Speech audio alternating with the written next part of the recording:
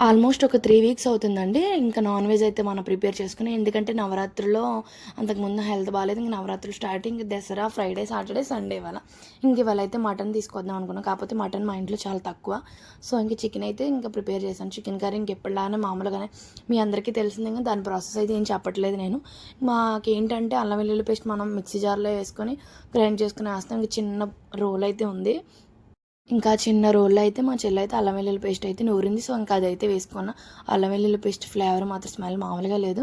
ఇంకా కారం ఏంటంటే చాలా కారం ఉంటుంది మాదది. 2 స్పూన్స్ కారం వేసుకొని ఇంకా యథావిధిగా నార్మల్ కర్రీ అయితే వండేసాను. అందులో చికెన్‌లో ఏంటంటే 2 ఎగ్స్ అయితే వచ్చినాయి.